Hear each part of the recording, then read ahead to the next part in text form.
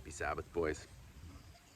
I can't believe I actually missed my day yesterday. I was so fully immersed in the nature experience out here in Waterton.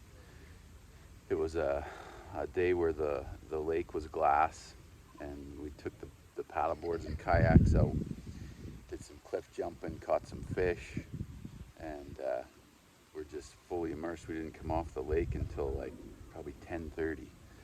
And those days are few and far between, and I often think, what is it that makes me love those days so much? And I think it is the combination of just, sheer beauty, and the rarity of it. Like, most days just aren't like that, and so when you get them, it's just adds to the significance and the sweetness of it. And it made me think of President Hinckley's quote, where he talks about most steak being tough and most putts don't drop, and accepting that as the truth that will be life's experience, I think, um, grounds us properly in a sure footing in life, where we see things as they are. That's one of my thoughts. The process of life and conversion in the gospel is the process of developing eyes that can see, ears that can hear, and hearts that know and feel. And seeing properly, I think, through life is key. And I was thinking also about Moore's belt system, and how that applies in the process of life.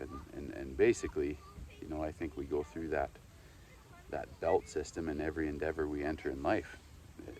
As we enter the gospel, we enter as that first belt, and eventually transition through and strive to carry on into the further levels, upper belt system. Maybe we get to a black belt, maybe we get to a red belt. And every endeavor, as I enter dentistry, is the same process. As we enter roles as fathers, as husbands, in church callings, in hobbies, in sport, it's the same process. And the more we go through that, the better we get at it. And I think the key, though, too, is to have through that process, and as you go through that process, eyes that see, ears that hear, and hearts that know and feel, because we're able to make sense of the process, why things happen the way they do. And this week we went to the movie The Sound of Freedom, and I was reminiscing on this book I read about 10 years ago, I think. It's when it first came out. It's called The Lincoln Hypothesis, and it's written by Tim Ballard, the same guy that does the movie. Anyway, in the book, he basically weaves a correlation between the fact that during Lincoln's really trying times, and the Civil War period, and as he's shaping the liberty of the United States, there's a good chance he had a copy of the Book of Mormon during this time. And anyway, this book is basically linking different historical and tidbits that lead to influencing Lincoln's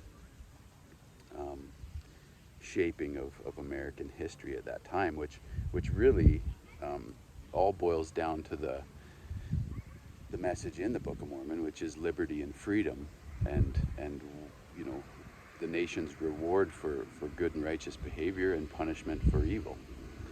And as we're able to see things clearly, see things as they are, have eyes that see, ears that hear, and hearts that know and feel, and in Lincoln's ability to do that, he claims is what really won the war, the Civil War, so that the North, as they became to see clearly the purpose in abolishing slavery and liberating human rights and human freedom,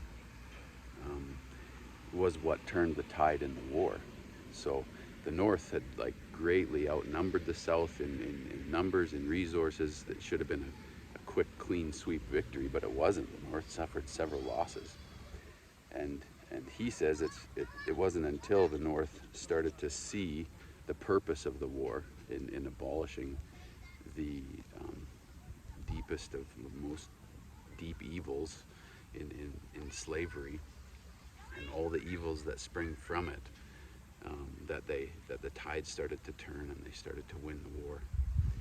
And anyway, he also weaves through this book a bunch of stories which he's involved with in abolishing child slavery.